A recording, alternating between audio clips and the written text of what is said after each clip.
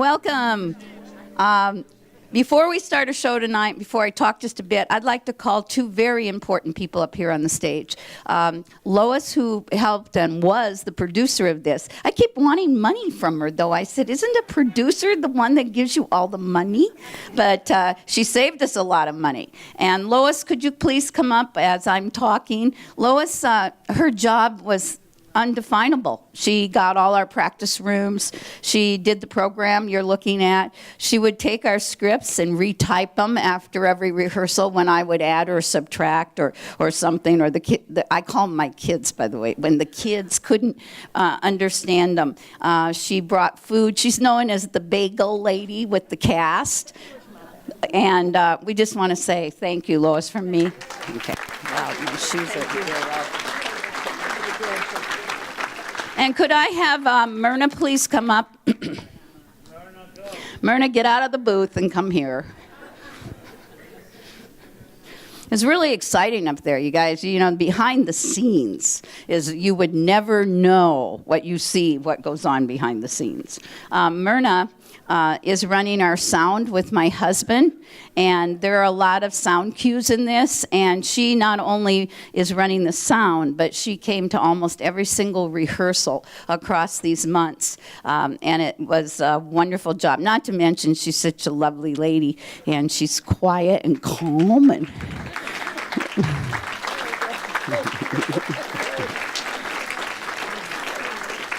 And we have Lynn on lights. Lynn, I gave her flowers the night before, not last night, but the night before we opened, because this lady, she spent hours up there reprogramming and retrying to figure out how we could get these lights really to be special. So thank you, Lynn. I can't bring her down because if I get her down, there won't be any lights. So.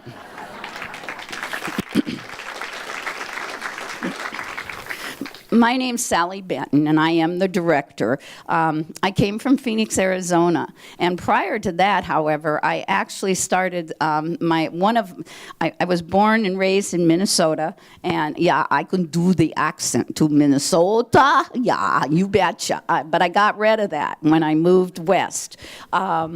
I came to Arizona after marrying my husband, and we met he was at North Island. I was at Coronado High School, and I met him doing The King and I and Tea House of the August Moon. We were married and moved up to the Bay Area. He's an architect, and all these years, 49 years, he has built and designed almost every one of my sets. And John did this. These are the trees, and you'll see some other things. And our garage is a construction zone right now. I would like to tell you a short, funny story about him. He's going to kill me on this one. He wasn't really into drama and that sort of stuff when we first got married. And we went into San Francisco to see a show called One Flew Over the Cuckoo's Nest. And I think you're familiar with it. He dropped me off outside and said, I'll get a parking place, and I'll meet you inside. I said, sure. And the house lights had not gone down, and he made it, and he came and he sat down, and he said, whoa, there are some really strange people coming to see this show.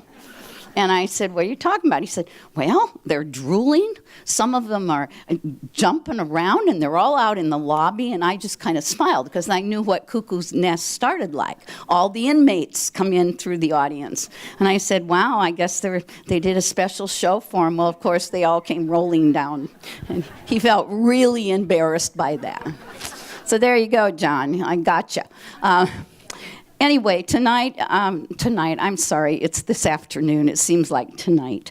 This is Thurber, James Thurber, and he's one of my favorite playwrights. I don't know if you know much about James Thurber, but he's one of those, he gives it to you in the end. It's a surprise. You never know what he's going to say and what he's going to do. And so we have had a lot of fun doing this. And he also had a vision beyond the funny. He pokes fun at all of us, the man and the woman, the husband and the wife, and all those things. But there's one piece in it called The Last Flower, and it was a very serious piece, and it was written after, right about the time we went into World War II. And it was a serious, very serious look at the future if we kept up. And we decided that we wanted that to be our last number today. So all of you that are ladies, please, you're getting something special when you leave here from the cast, and it represents and comes back into the last flower. So it's been wonderful to see all of you, and thank you so much for coming. And sit back, laugh, enjoy. The hills are alive here at Ocean Hills with laughter and fun. Thank you. Ladies and gentlemen, and children of all ages, the Ocean Hills Theater Arts Club proudly presents a Thurber Carnival!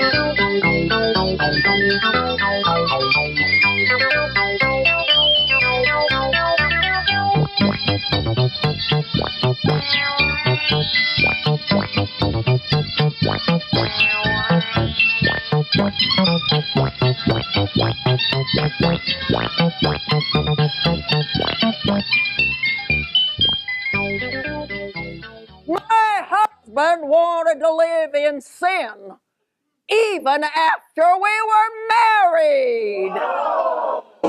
Well, she has 8 children. No wonder every man she sees looks like a rabbit. My grandchildren used to think that I was all powerful and all knowing. Now they think I'm cute. Oh. You may call it sleepwalking, but I say she's promiscuous. Whoa. Well, I won't tell you my age, but I'll give you a hint. I'm getting worried about my wife. We moved here from Chicago 3 years ago and still have the same milkman. Whoa. My wife thinks I'm losing my hearing, but that isn't true. I've just gotten better at ignoring her.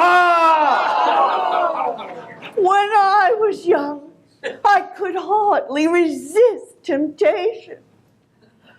Now that I'm old, I can hardly find it. Oh. No, not on her apron. She had it tattooed on her chest. To hell with housework!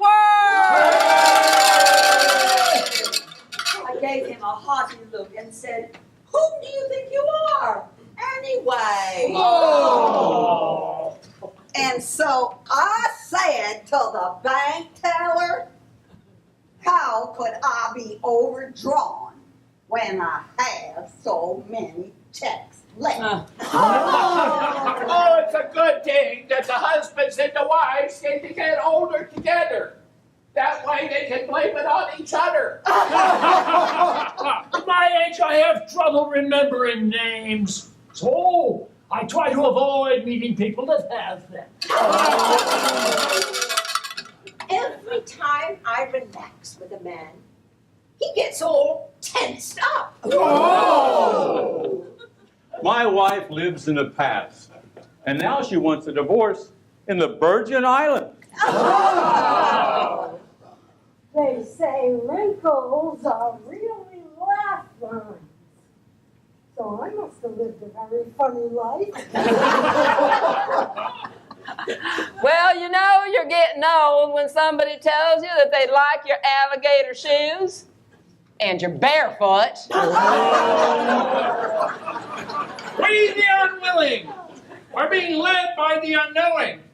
We have done so much for so long with so little, we're now qualified to do anything with nothing.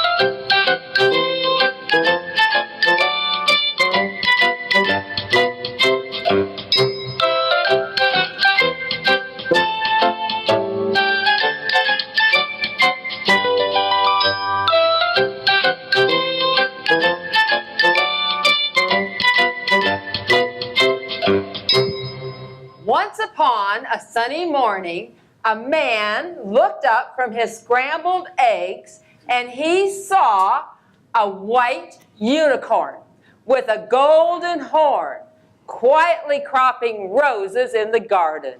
Quietly dropping roses in the garden. The man Went upstairs to the bedroom where his wife was still asleep and he woke her.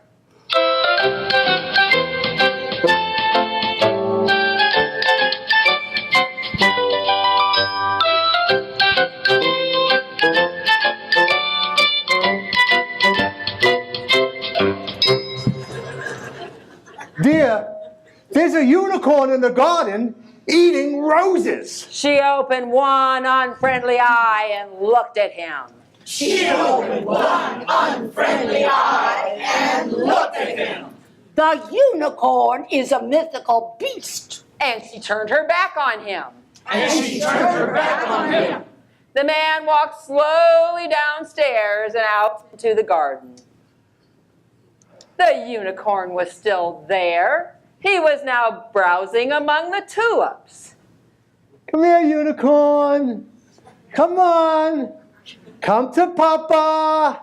He pulled up a lily and gave it to him.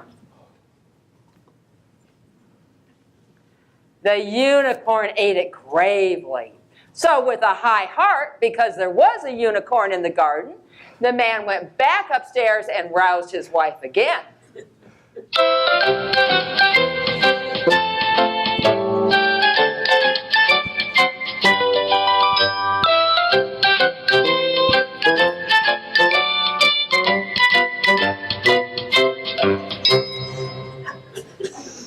The unicorn ate a lily. She sat up in bed and looked at him coldly. You are a booby, and I am going to have you put in the booby hatch. You are a booby, and she's going to have you put in the booby hatch. Well, the man never liked the words booby or booby hatch. I never liked the word booby, especially booby hatch. And who liked him even less on a shining morning when there was a unicorn in the garden, thought for a moment. We'll see about that. He'll see about that. He walked over to the door. He's got a golden horn in the middle of his forehead. And then he went back to the garden to watch the unicorn. But the unicorn had gone away. Oh. So he sat among the roses and went to sleep. As soon as the husband had gone out of the house, the wife got up and dressed as fast as she could. She was very excited, and there was a gloat in her eye. She telephoned the police, and she telephoned a psychiatrist, and she told them to hurry to her house and bring a straitjacket. Hurry to her house and bring a straitjacket. Well, as soon as the police and psychiatrist arrived, as soon as the police and the psychiatrist arrived,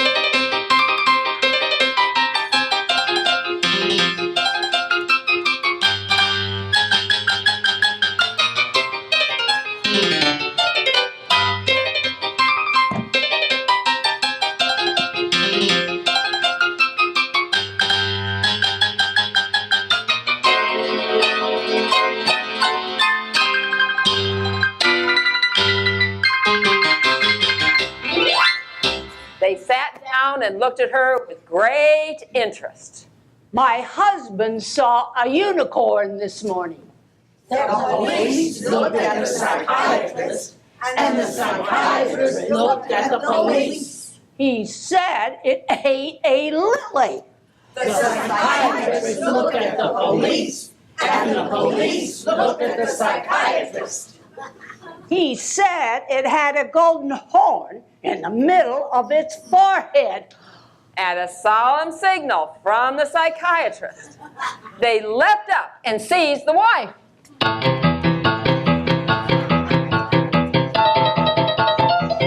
had a hard time subduing her, for she put up a terrific struggle, but they finally subdued her.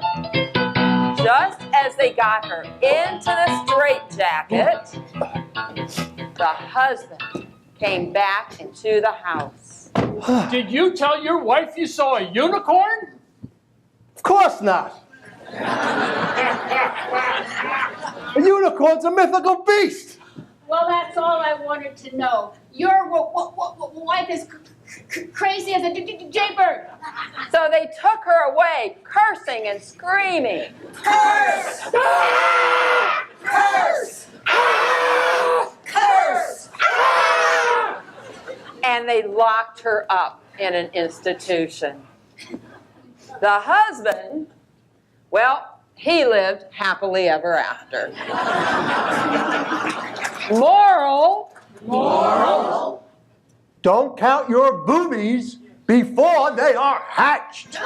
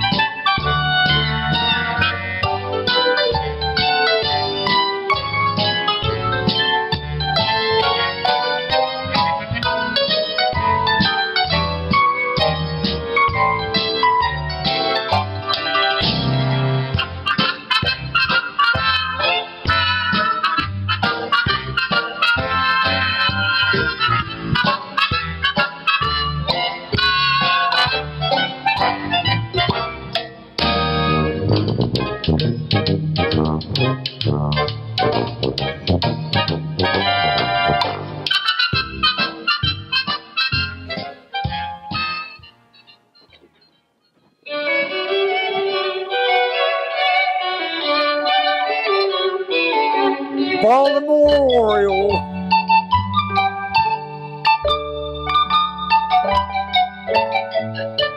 A bobolink.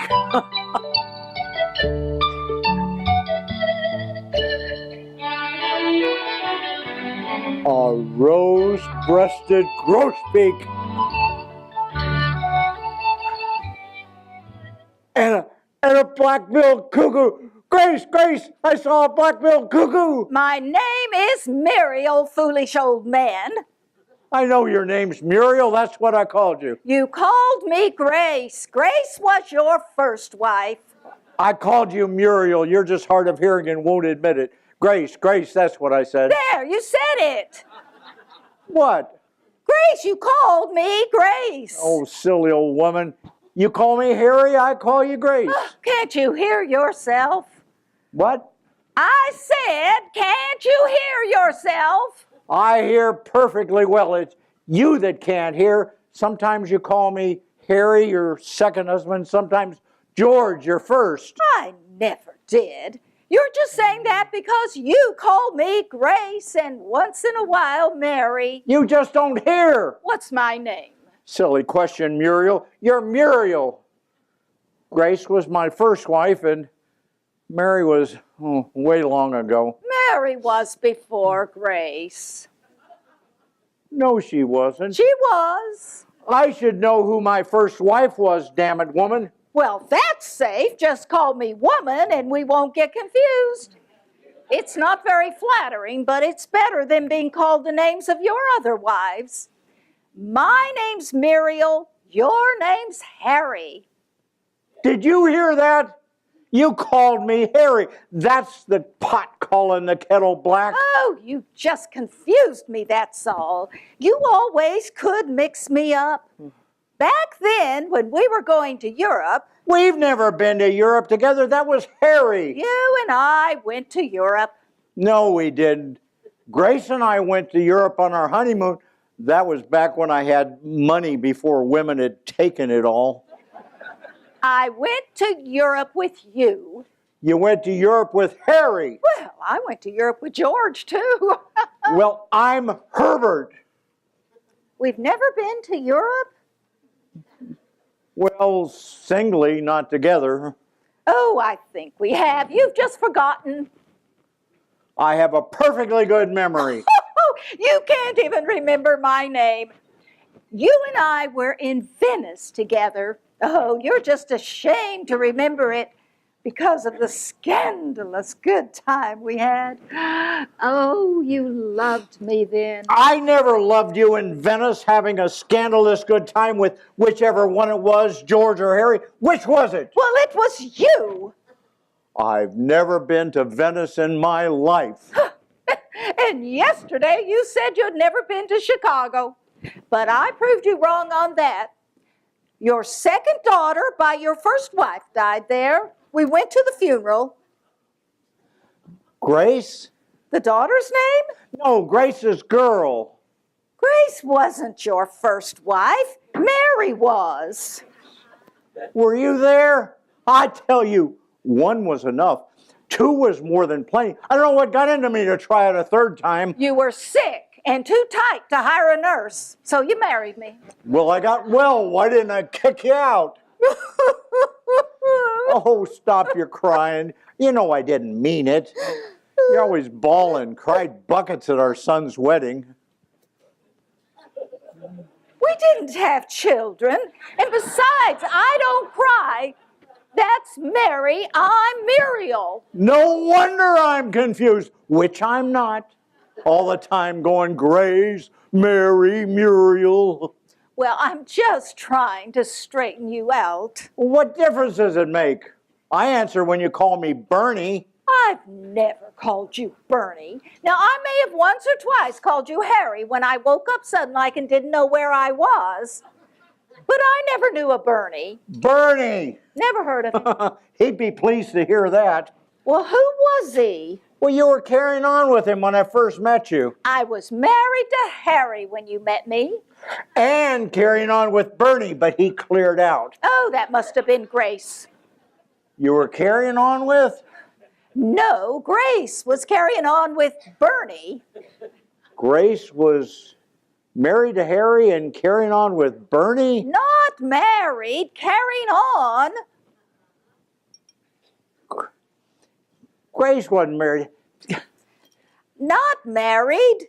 You said she wasn't married. You were. Oh, what day of the week is it? What's that got to do with anything? You can't remember anything anymore, senile old man. Oh, Bernie Walters. That's him. That's him. Bernie Walters. Never heard of him. You just said his name. I said I never heard of him. And besides, I wasn't married to Harry when I met you. It was George. Oh, if I'd been married to Harry, I'd never have looked at you. Fine, strapping man. May he rest in peace. Oh, what he did in Venice. See there? It was Harry in Venice. Well, of course it was Harry in Venice. You said it was me. You! You wouldn't have it in you to do a thing like that. What? A thing like what? Oh, now don't be jealous of a dead man. I've done my best to forget him, George, like I promised when I married you. I'm Herbert. Do you keep repeating it so you don't forget who you are? You called me George. A hearing aid's a cheap thing. See here, Grace. My name is Muriel. Oh, talk about me. What about you? I'm Muriel. I'm Muriel. Oh, cuckoo. Where? I'd never call you Grace. Grace was soft and gentle and kind. Why'd you leave her then? I didn't. She died. Mary died, your first wife. You got sick of Grace and left her and married me. Left Grace for you? Yes, silly old man. Not true. Grace was my darling. She drove you crazy. My first love. Mary. Mary drove me crazy. She was your first love. Oh, you told me about it often enough. The two of you young colts prancing around in the nude. Mary? Yes. I never saw Mary naked. That was her trouble. Cold woman. Oh, that was Grace. No, Grace I saw naked. Oh, how naked. I never saw anybody nakeder. You can only be naked. You cannot be more or less naked. You didn't know Grace. Mary, I did know Grace. Naked? Keep a civil tongue in your head. Never saw you naked. No, not likely to either. Would be the point. You couldn't do anything about it. That's what you think. Oh, you married me at 70. You were through then, except for dreaming. You're lying. We had some pretty good goes down on the beach. You and I have never been near the beach, and you've never been near me like that. Old women forget. Forget the joys of the flesh. Why is that? I don't forget Bernie. Who? Bernie Walters. Never heard of him. He was my second husband. I was married to him when Harry came along. Well, Harry went away, and then you came along a whole lot later, George. Platonic marriage, that's what we've had, but it's all right. Platonic? Under the willow tree that June? Oh, What willow tree? oh, Mary, I've been good to you for all your carpeting falling off, because I remember that willow tree. and Muriel never knew about us. We were wicked. If I thought you knew what you were talking about, I'd be mad. Oh, but I know you're just babbling. Babbling, Bernie, that's you. Herbert used to say, how can you listen to his babble? I'm Herbert. Well, if it makes you feel more secure, go on. Keep reminding yourself. You called me Bernie. Sure. You've never been to Chicago. I have so. I went there when my daughter died. Well, I'm glad you admit it. Well, why shouldn't I? It's so. Oh, I know. You're just so confused. I know it's so. You're just trying to confused me with George, Grace, Harry, Mary. Oh, maybe you should just sit quietly for a while, Harry, until you get straightened out. My name is Herbert. All right, let's start there. You're Herbert, and I'm Grace. You're Muriel. All right, well, let's just leave it at that now. You never let me near your lily white body. Huh. What about that afternoon under the willow tree? I think that's when we conceived Ralph. Who's Ralph? Ralph is your stepson, for God's sake. Conceived my stepson under the willow tree? I'd prefer it if you just remained quiet for a while. You can't follow a train of thought for more than a moment. And it's trying to jump back and forth with you. Why don't you close your eyes and rest? Do your eyes hurt you? No. Oh, that medicine must be very good then. What medicine? There, you see, that's what I mean. I never took medicine for my eyes. All right, George, let's not argue. My name is Harry. All right, why don't we just hold hands and try to doze a little and think of happier times?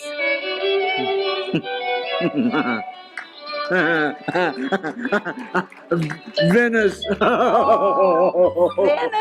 wasn't it lovely? Oh, you were so gallant, if slightly shocking. And the beach. The beach. The willow tree. And you running around naked. Oh, lovely. Lovely. Oh, love.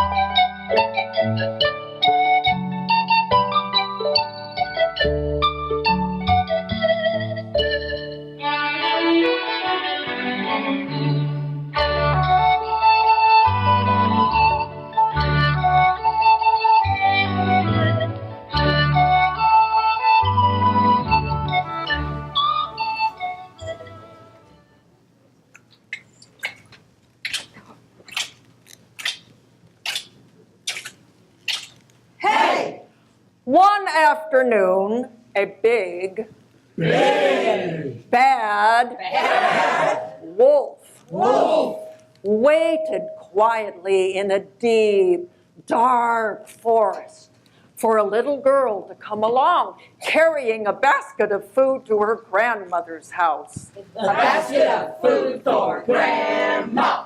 Hey! Finally, a little girl did come along, and she was carrying a basket of food to Grandma. A basket of food for Grandma. Hey!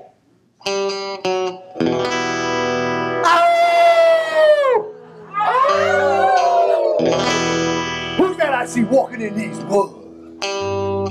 Why, it's Little Red Riding. Hey there, Little Red Riding Hood. You sure are looking good. You're everything a big bad wolf could want. Listen to me, Little Red Riding Hood. I don't think little big girls should go walking in these spooky old woods alone. Oh! What big eyes you have, the kind of eyes that drives wolves mad. So just to be sure that you don't get chased, I think that I should walk with you for a way. What full lips you have is sure to lure someone back. So until you get to Grandma's place, I think you ought to walk with me and be safe. I'm gonna keep my sheep's ears on until I'm sure that you've been shown that I could be trusted walking with you alone. Ow! Little Red Riding Hood, I'd like to hold you if I could, but you might think I'm a big bad wolf, so I won't. Ow! What a big heart I have, the better to love you with. Little Red Riding Hood, even bad wolves can be good.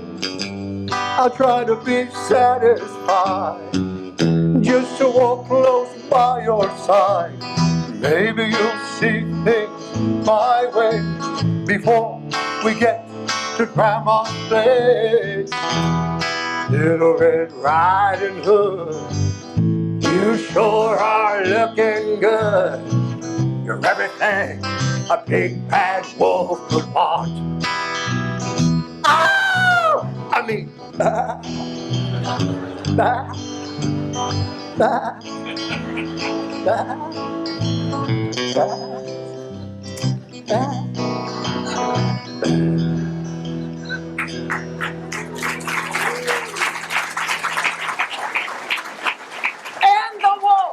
disappeared into the woods. Over the river and through the woods to Grandmother's house he went.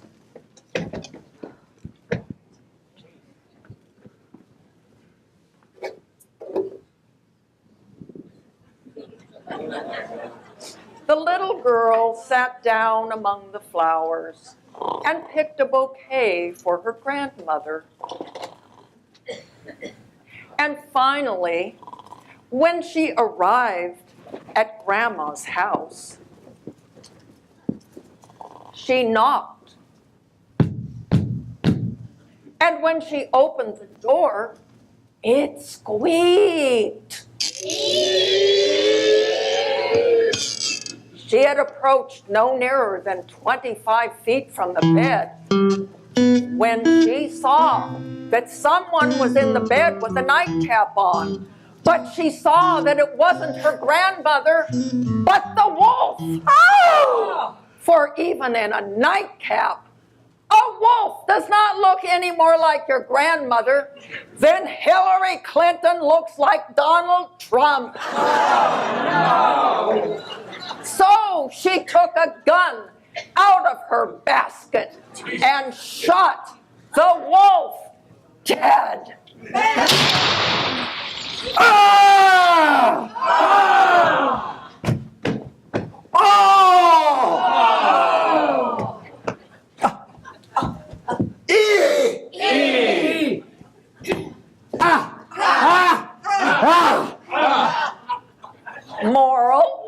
Moral? It's not so easy to fool little girls nowadays, Oh. like it used to be. Oh.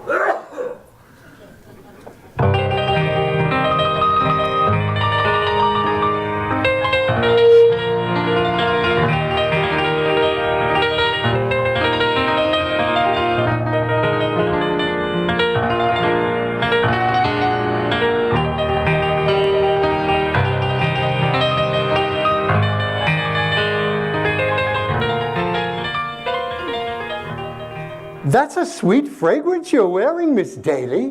What is it? Oh, Mr. Preble, I am so glad you like it. It's called Flight. Flight. Let's run away together. All righty.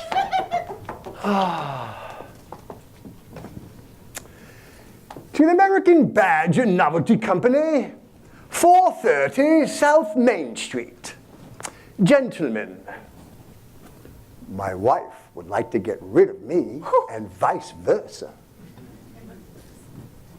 No! I don't want the American Badge and Novelty Company to know about us. Let's run away together. All righty, but will your wife give you a divorce? I don't suppose so. Well, you have to get rid of your wife.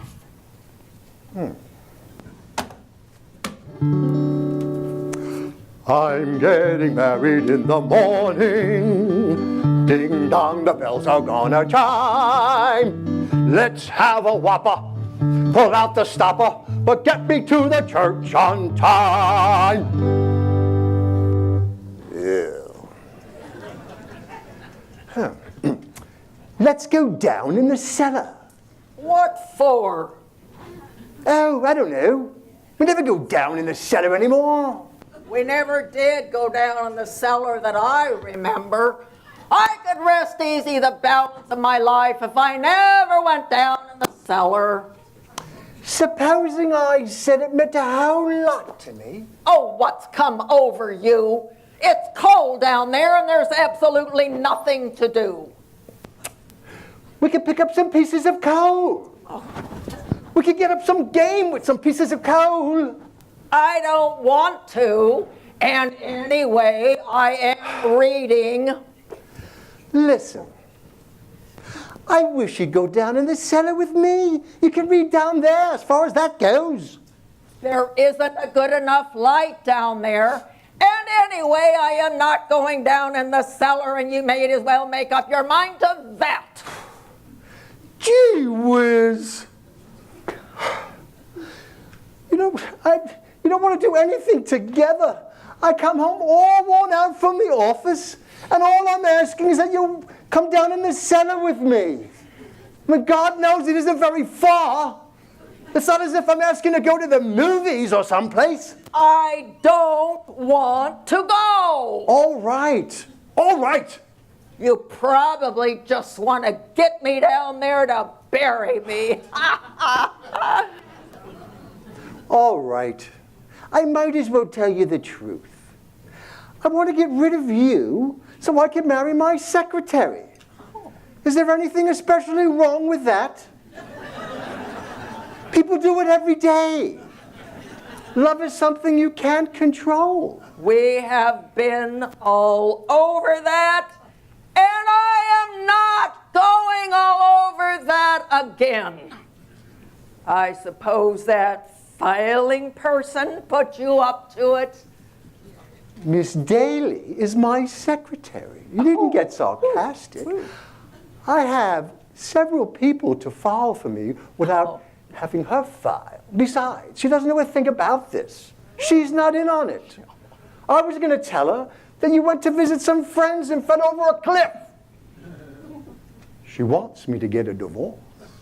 Well, that's a laugh.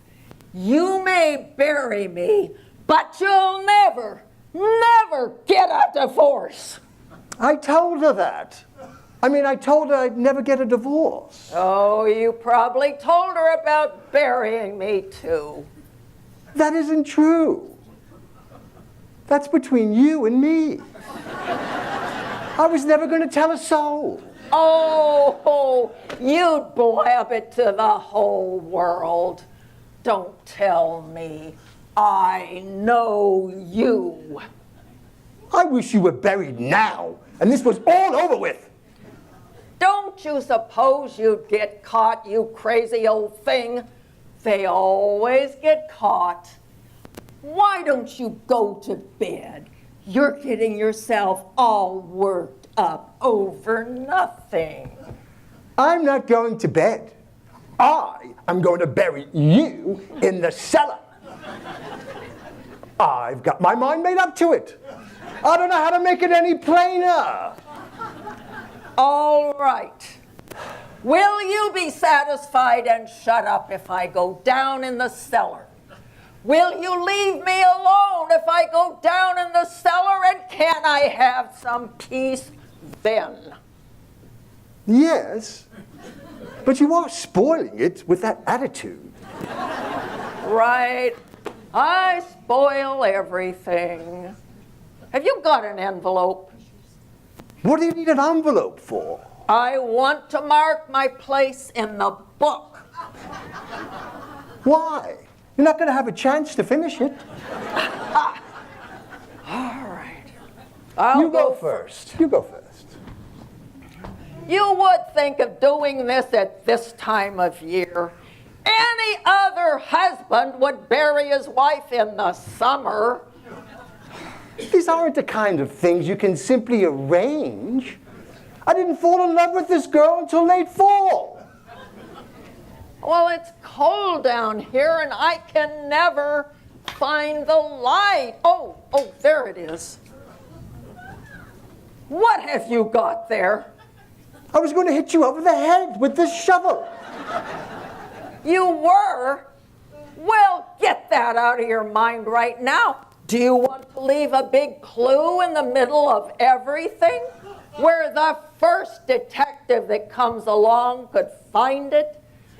Oh, why don't you just go out in the street, pick up a piece of iron or something?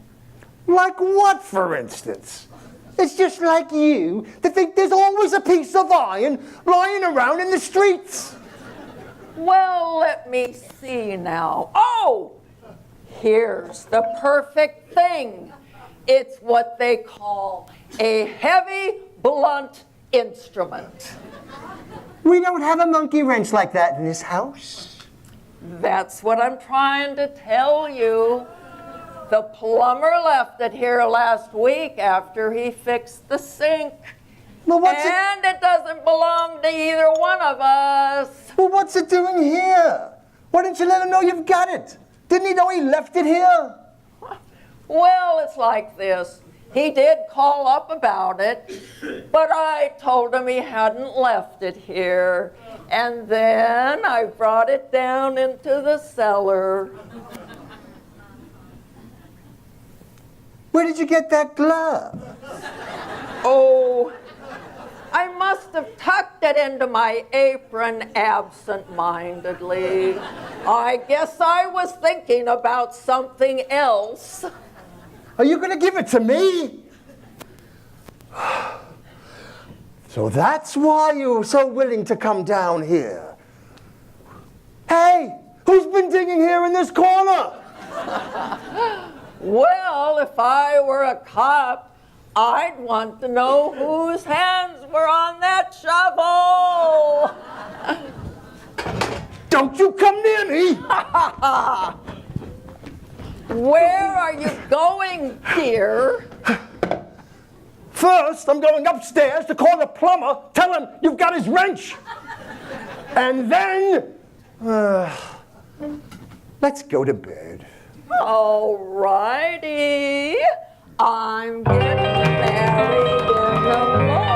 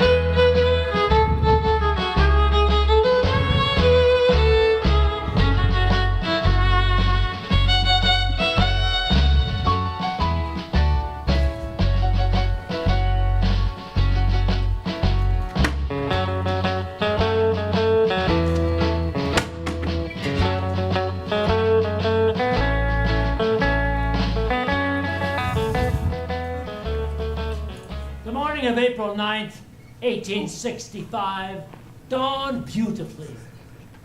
General George Meade was up with the first streaks of crimson in the eastern sky. Generals Hooker and Burnside were up and had breakfasted by 8:15. The day continued beautiful. It wore on till about 11 o'clock. And General of the Army, Ulysses S. Grant, was still not up. He was asleep on his famous old army cot in the middle of his headquarters bedroom.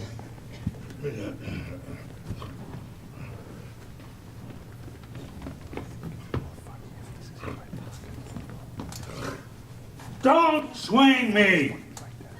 I feel terrible. Pardon, sir. It's a day of surrender. You ought to be up. You cut that out? You want to make me sick or what? General Lee will be here any minute now. What's he coming for? It's the day of surrender. 350 generals in the Northern Army, and he has to come to see me about this. What time is it? You're the commander-in-chief, that's why. It's 11:25. Don't be crazy. Lincoln's the commander-in-chief. Nobody in the history of the world has ever surrendered before lunch. Doesn't he know that an army surrenders on its stomach? The generals of the Confederacy will be here any minute now. All right. Ah, this is awful. Are you sure I'm really here? What place is this, Sergeant? Appomattox Courthouse, Virginia. Do not call me Virginia. My name is Telemachus or something like that. Ulysses. Oh, that's close enough. That's close enough. You must have had quite a time here last night. Yeah, I was wrestling some general with a beard. That doesn't really narrow it down much, though, does it? No, it doesn't. No, it doesn't. Where's my other sock? Oh. There you go. Little secret military map and my other sock. I don't think it's wise to drink, sir. Never mind about me. I can take it or leave it. Did you ever hear that story about the fellow goes to Lincoln to complain about me drinking too much? So-and-so says Grant drinks too much, this fellow said. Well, so-and-so is a fool, says Lincoln. So this fellow goes and he tells, what's his name, what Lincoln said, and he comes roaring to Lincoln about it. He said, did you tell so-and-so I was a fool? No, said Lincoln. Hell, I thought you already knew that. Now that's where I stand with Lincoln. Footsteps. It's General Lee and his staff. Oh, well, send him on in and see what the generals in the back room will have. Johnny, come on, sit over again.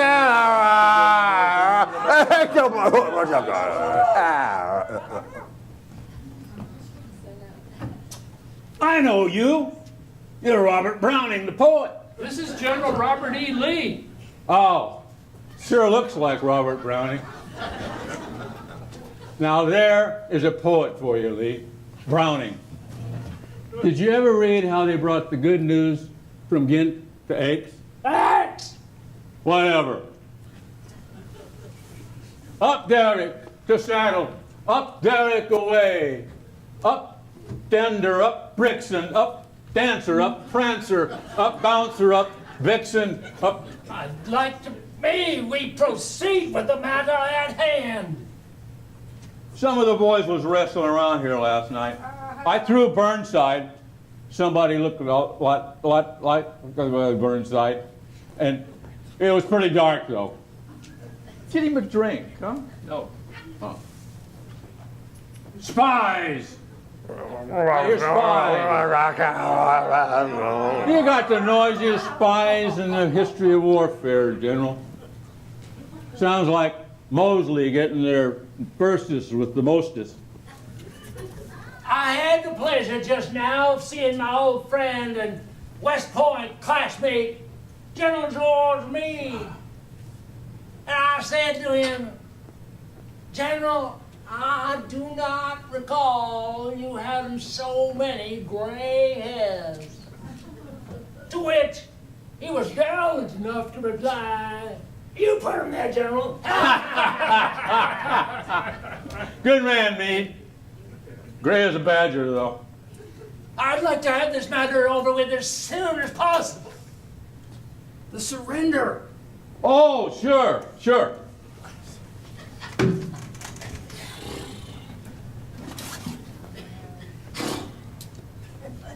Okay.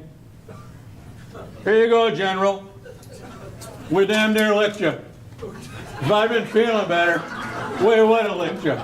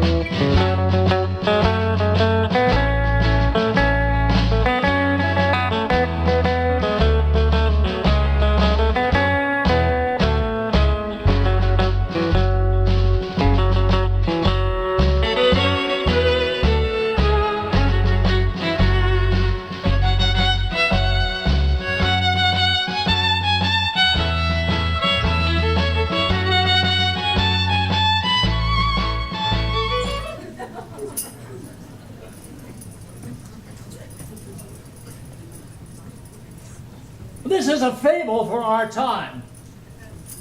Mr. and Mrs. Sheep were sitting in their sitting room with their daughter, who was as lovely as she was edible, when there was a knock at the door. Why, it's a gentleman caller, said the daughter.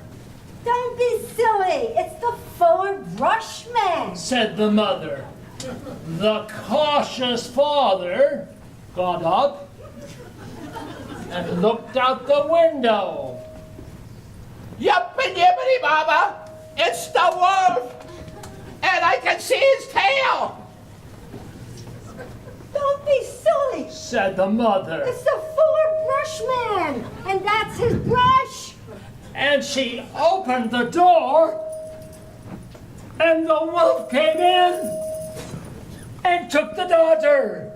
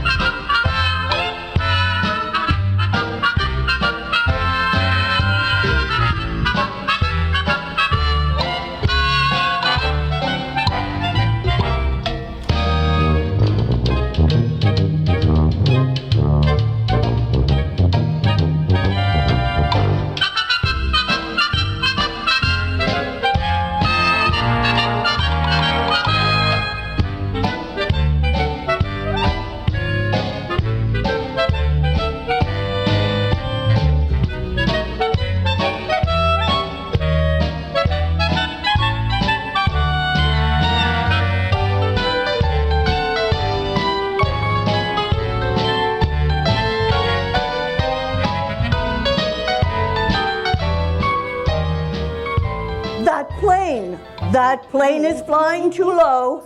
They always fly too low. Why do they fly so low? Navy plane, 8-engine bomber. It's a great plane. Walter Mitty lives in every town and city in our land. You have met him many times, middle-aged, married, in love with long ago. He is the lonely wanderer in the crowd, the silent daydreamer, the fellow who stares out to sea long after the ship has sailed. Right now, he is driving his wife to Waterbury, Connecticut for the hairdresser. Or part of him is anyway. I don't think it's a Navy plane. Is it really a bomber? 8-engine bomber. No.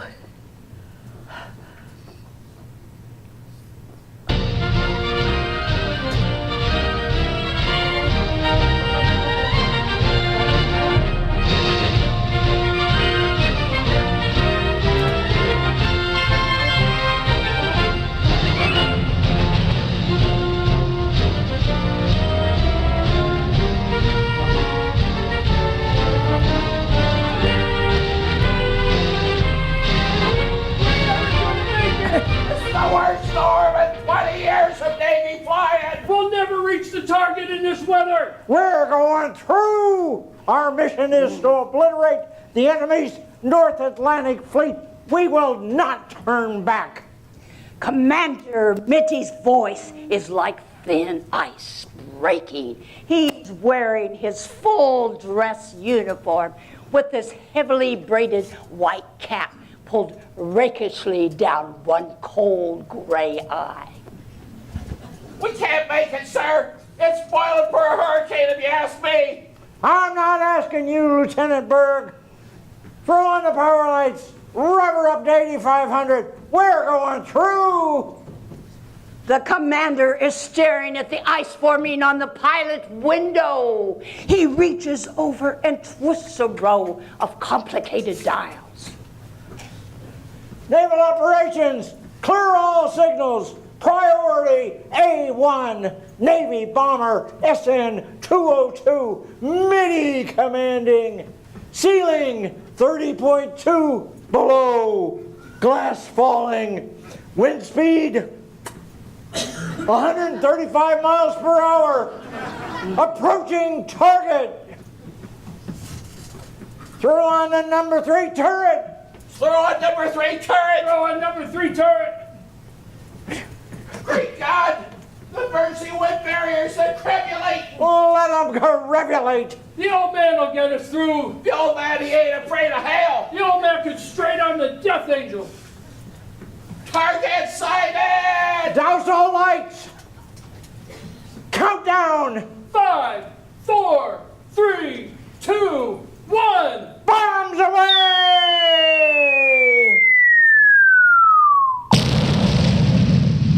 Target obliterated! Mission accomplished! Now, rev her up to 9,500!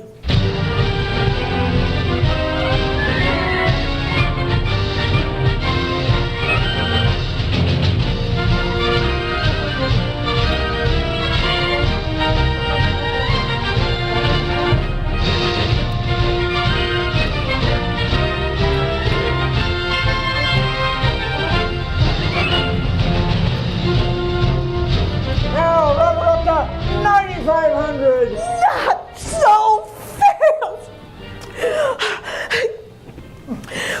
You're driving too fast. What are you driving so fast for? But. You were up to 55. You know I don't like to go more than 40, and you were up to 55. The commander, he is driving back to Waterbury in silence, the roaring of the SN-202, through the worst storm in 20 years of Navy flying, fading in the remote, intimate airways of his mind. You're tensed up again. But what's just... And you're muttering to yourself again, oh my. I wish you would let Dr. Renshaw look at you. Oh, stop. Stop here. Oh. This is the hairdresser's. You know I'm going to the... And put on your gloves, it's cold. And don't you dare forget to buy those overshoes. Do you want to catch your death? And remember to get the puppy biscuits. Oh, yes. And here. No. Listen. Here is the shopping list of the things I want you to buy. I do wish you would let Dr. Renshaw look at you.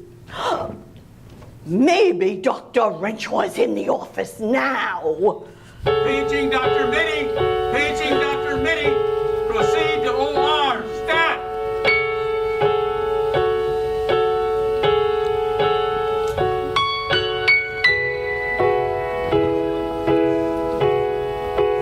Oh, thank God. We're all so glad you could make it in time, Dr. Mitty. It's the millionaire banker, Wellington McMillan. The great friend of the president? That explains why I was reached through the White House and flown here in the president's private plane.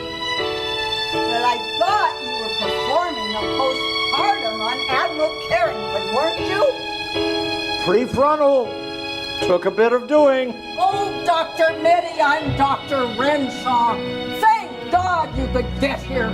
We're having the devil's own time. Complications. Fractional deviation? Yes, but how in the world could you know that? And I have brought my assistant.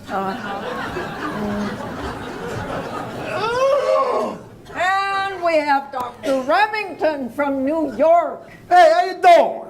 And Richard Mitford from London. Oh, it's a great pleasure, sir. Shall we proceed? I've read your paper on streptothrombosis. A brilliant performance, sir. Oh, thank you.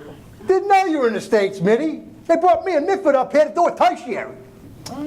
The anesthesia is cyclopropane 202, I presume? Precisely. But I'm afraid of that there new and complicated anesthetizing machine. Forget about it. Shall we proceed? Doctors, scrub!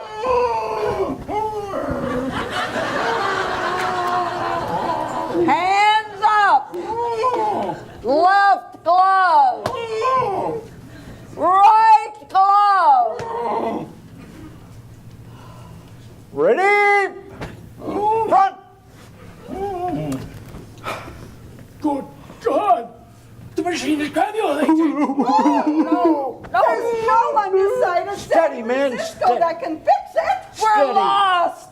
Steady, steady. Somebody give me a fountain pen.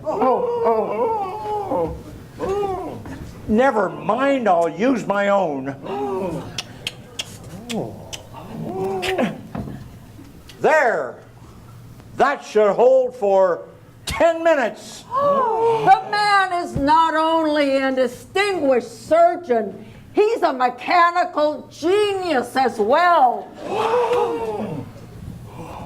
We shall have to work fast. Dr. Remington, will you look at this, please? Heaven help us! Coreopsis has set in! Oh, no! Nurse, what did Dr. Remington say? He said Coreopsis is set in. Oh, will you take over, Dr. Mitty? It's our only hope. The patient's life is in your hands. If you wish. Scalpel! Scalpel! Scalpel! Scalpel! Scalpel! Scalpel! No.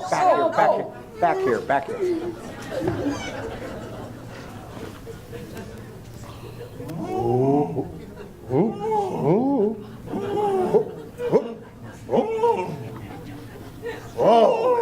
Forceps!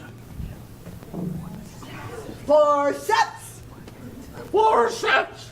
Forceps!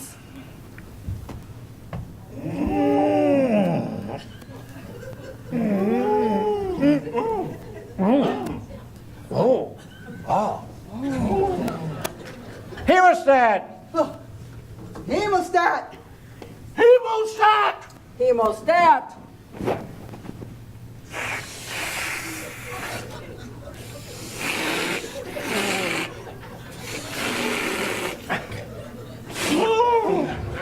Suture!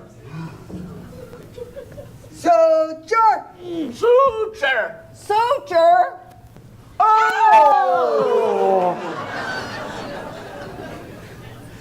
Oh!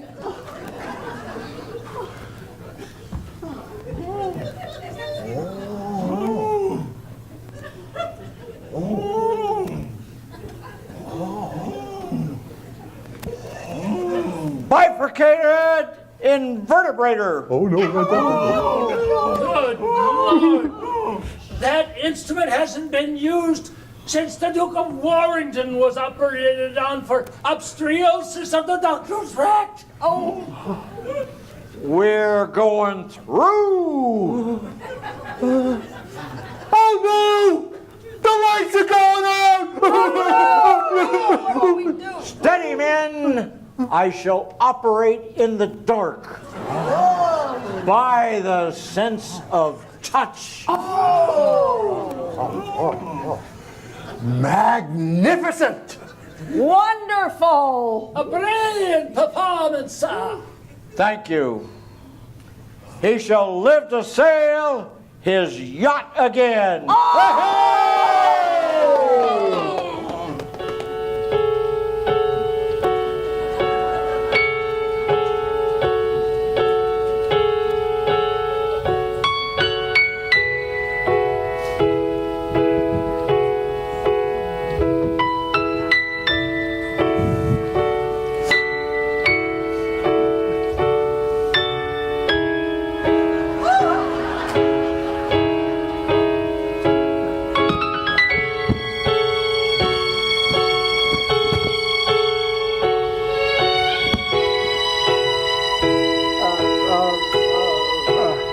Kleenex,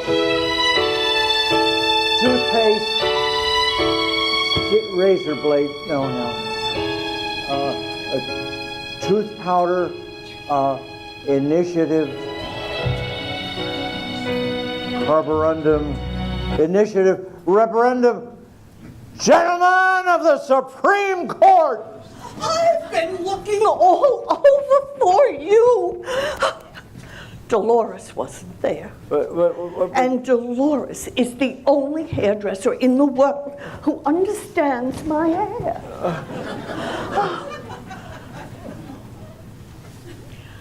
I just knew you wouldn't get anything done. Haven't you got the puppy biscuits yet? Things close in. What? Where are the overshoes? I've been thinking, did it never occur to you that sometimes I'm thinking? I'm going to take your temperature as soon as I get you home. I'll get the puppy biscuits. You'd be sure to get the wrong kind anyway. And now, you stay right here. Oh, I do wish you had got me overshoes. I think it's going to rain, and look at you. If you don't take care of yourself, you are going to catch your death. And for heaven's sakes, relax. You look like you're going to be shot standing there like that. Oh.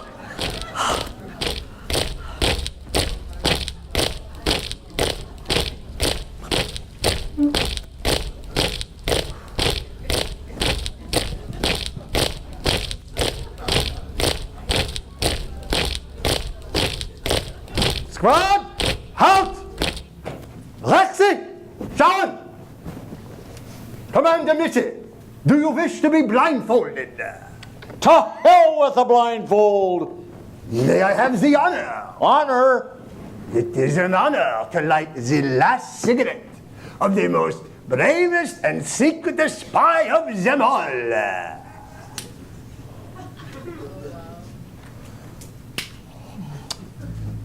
Captain, will you extend to me the traditional courtesy of giving the final command of the firing squad? Jawohl. You will take your orders from Lieutenant Commander Mitchell.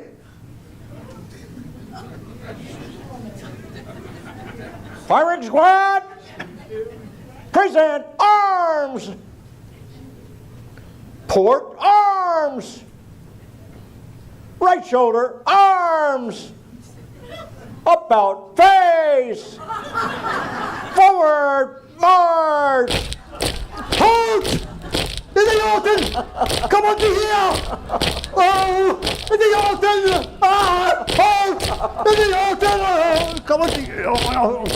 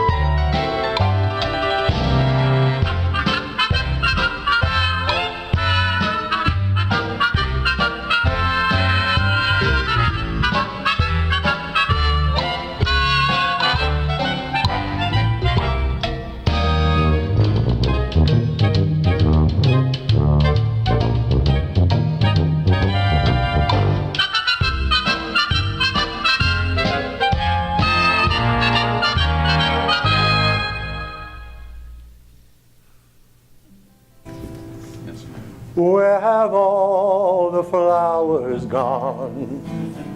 Long time passing.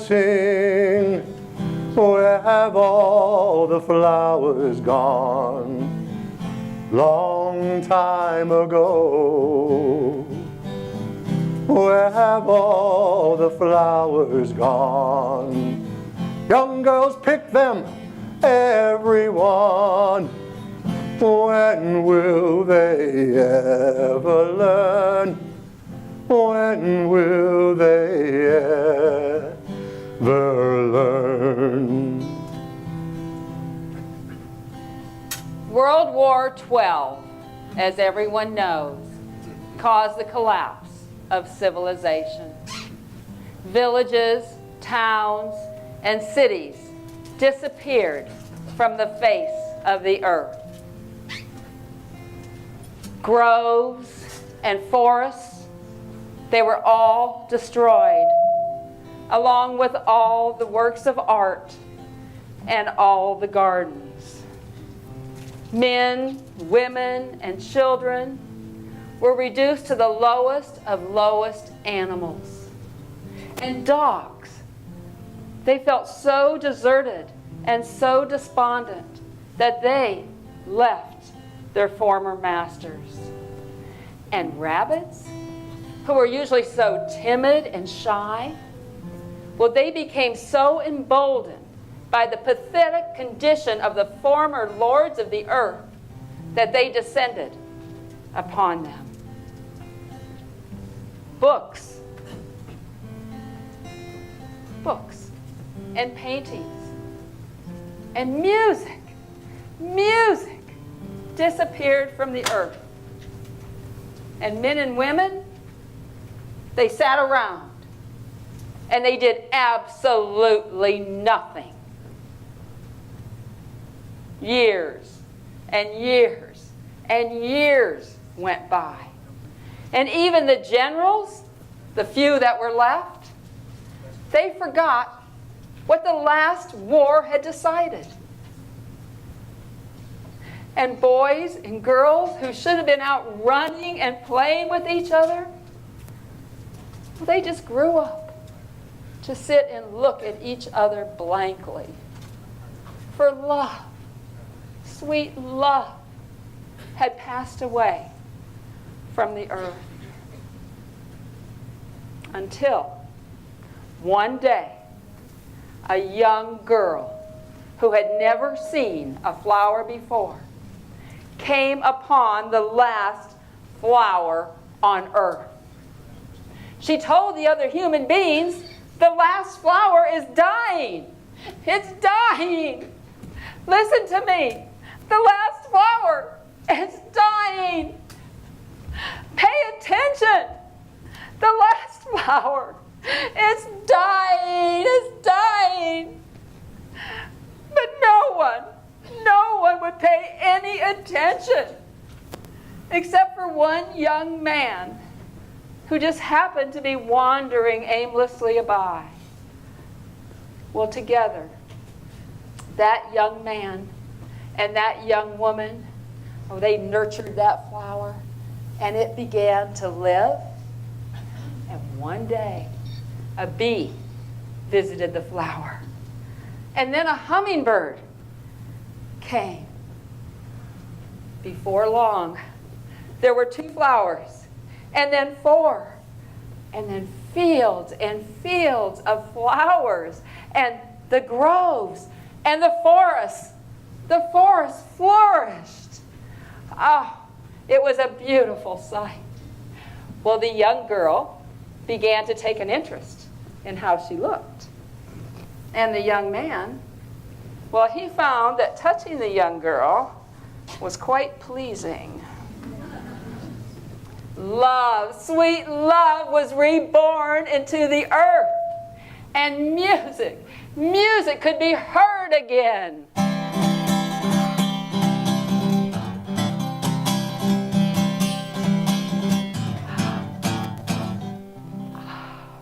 Well, their children, they grew up to be strong and healthy, and they learned to run and to laugh. Even the dogs came out of exile. Well, the young man found that if he put one stone on top of another, and then another, he could build a shelter. Soon, everyone was building shelters in towns and villages and cities. Oh, they sprang up everywhere. And painters and poets and sculptors, oh, they were back. And playwrights and, oh, soldiers and generals and the liberators came back. Well, mankind divided. Some went to live in one area, and some went to live in another. But those who had gone to the hills wished they had gone to the valleys. And those that had gone to the valleys wished they had gone to the hills. And then, the liberators in the name of God, they set fire to the discontent. Come, you masters of war, you that build all the guns, you that build the death planes, you that build the big bombs, you that hide behind walls, you that hide behind desks. I just want you to know I can see through your masks. So presently, the world was at war again. And this time, the devastation was so complete that there was absolutely nothing living on the earth again.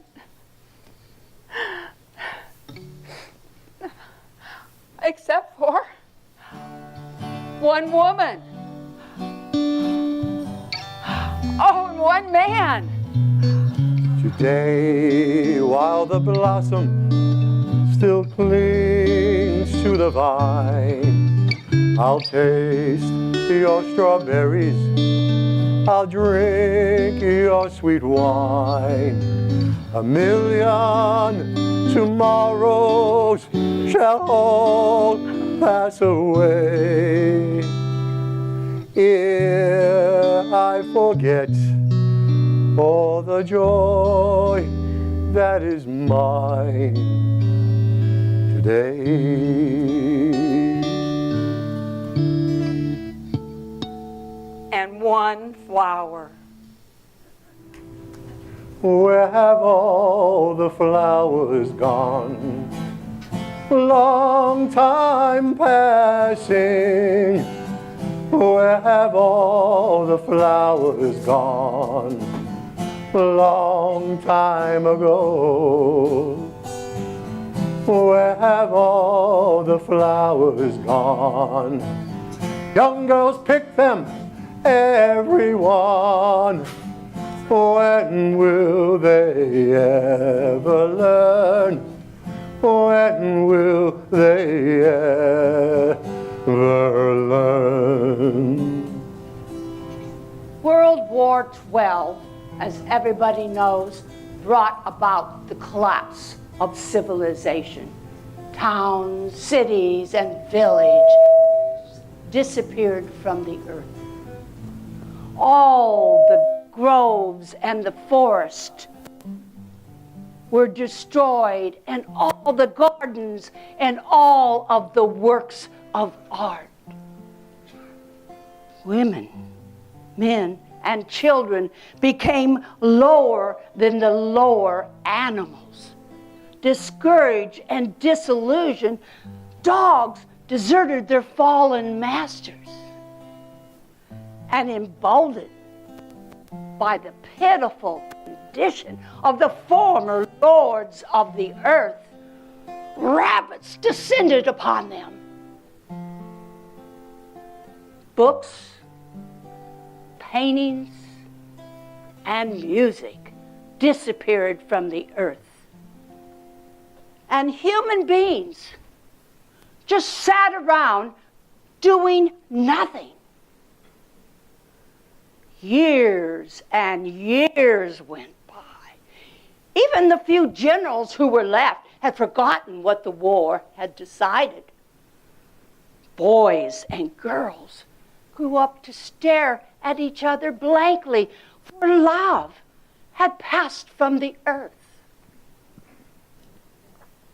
One day, a young girl who had never seen a flower before chanced to come upon the last living one in the world.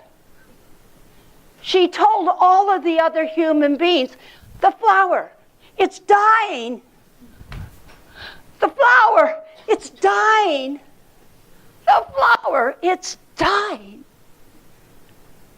The only one who paid any attention was a young man who was just wandering about. Together, the young man and the young woman nurtured the flower. Oh, and it began to live again. One day, a bee came to visit the flower. Oh, and then a hummingbird. Oh, pretty soon, there were 2 flowers, 4. Oh, and then many more. Groves and forests flourished again. The young girl began to take an interest in how she looked. And the young man discovered that touching the girl was pleasurable. Oh, love and music was reborn into the world again.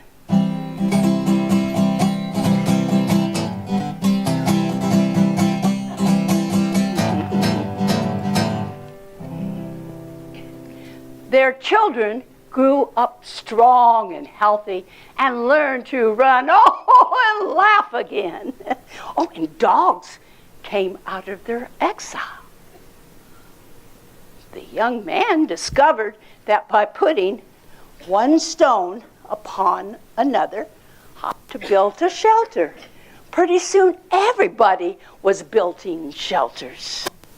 Towns and villages sprang up.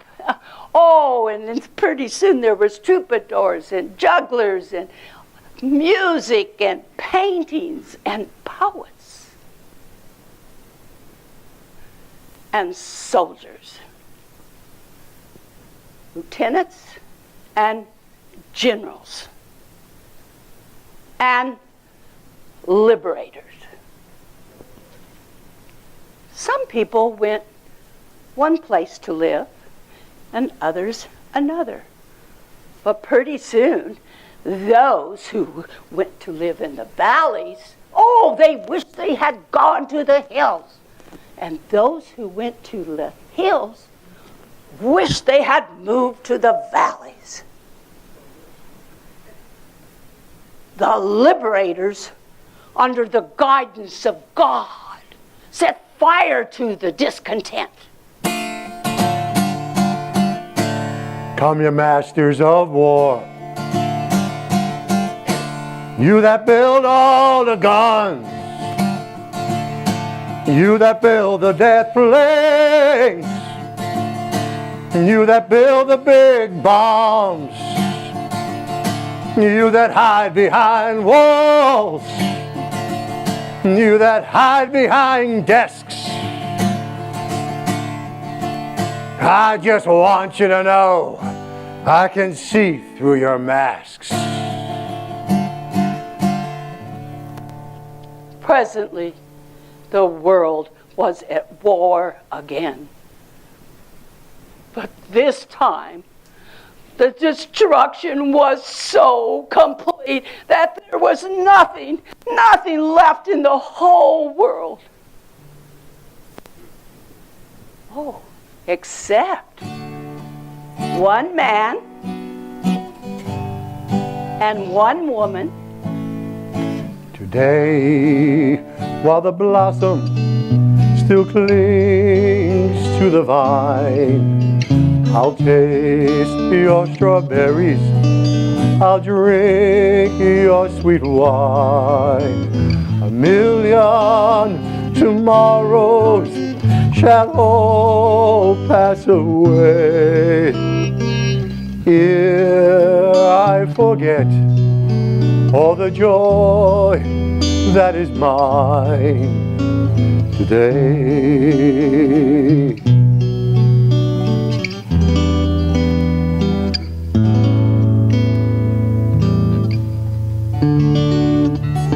And one flower.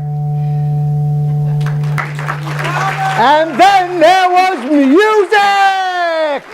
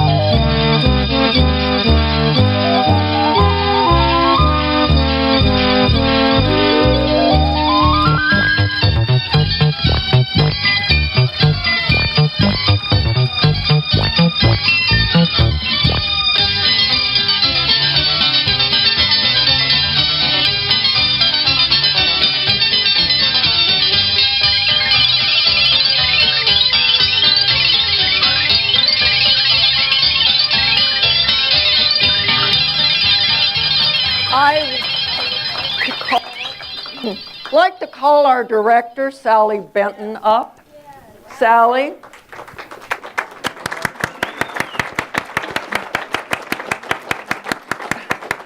This whole play was Sally's vision. She put this all together. She came up with all of the ideas for how to do it, to add the company, to do different things each time. She really is such a major asset to our community.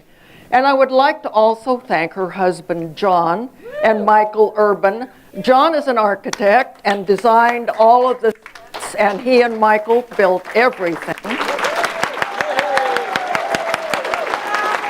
And we especially want to thank the audio-visual team who were here. Yay! Thank you. Thank you all for coming. I'm sorry. They were great. I loved working with them. I'm just a little emotional. Thank you. Thank you for coming.